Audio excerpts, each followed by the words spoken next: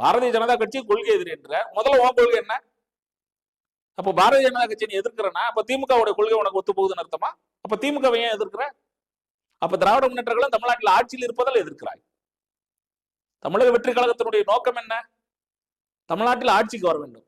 அப்ப திமுகவை எதிர்க்கிறாய். சரி, திமுக வாரிசு அரசியல் எதிர்க்கிறோம், அதை எதிர்க்கிறோம், நீங்க காரணம் சொல்றீங்க. அப்ப திமுகவுக்கு எதிரான உன்னுடைய கொள்கைகள் என்ன? சரி, என்னுடைய கொள்கை எதிரி பாரதிய ஜனதா கட்சிங்கிற. பாரதிய ஜனதா கட்சிக்கு அப்ப திமுகவும் ஒரே கொள்கையா? அடிப்படையில் கேட்கணும்ல. இப்ப திராவிட முன்னேற்ற கழகமும் அண்ணா திராவிட முன்னேற்ற கழகம் ஒரே உங்களுக்கு திராவிட இயக்க பாரம்பரியத்து வந்தவை. ஒரு கட்சியிலிருந்து மற்றொரு கட்சி தோன்றியது. பல கொள்கைகள் அவர்கள் 2 பேரும் ஒன்னாதான் இருப்பாங்க. ஆனாலும் கூட அவருக்கு எதிர் அரசியல் தான். சில அடிப்படை காரணங்கள் உண்டு. கலைஞர் அவர்களை எதிர்த்து எம்ஜிஆர் கட்சியை தொடங்கியதால் கலைஞர் எதிர்ப்பை அண்ணா திராவிட முன்னேற்ற கழகத்தில் முதன்மைப்படுத்துவார். இது கடந்த கால வரலாறு. ஆனால் தமிழக வெற்றி கழகத்தினுடைய கொள்கை என்ன?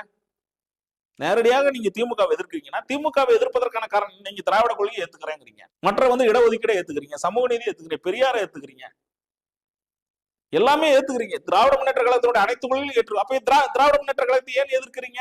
ஆட்சியில் இருப்பதால் எதிர்க்கிறோம், ஆட்சிக்கு வருவதற்காக எதிர்ப்போம். சரியா சொல்லிட்டு போங்க. அடுத்து பாரதிய ஜனதா கட்சி எதிர்க்கீங்க, இந்துத்துவாவை எதிர்க்கிறோம். சரி, பாரதிய ஜனதா கட்சி சிறுபான்மையினருக்கு எதிராக இருக்கிறது. அப்படி என்றால் இப்ப திமுகவோட உங்களுக்கு இருக்கிற அந்த நிலைப்பாடு என்னன்னு சொல்லணும்ல. இதையெல்லாம் நம் குழப்பமாக இருக்கின்ற ஒரு கட்சியை, கொள்கை அடிப்படை தெரியாத கட்சியை, நடிகர் என்ற அந்த ஒரு கவர்ச்சியை மட்டும் வைத்துக் கொண்டு ஆட்சியை பிடித்து விட முடியுமா?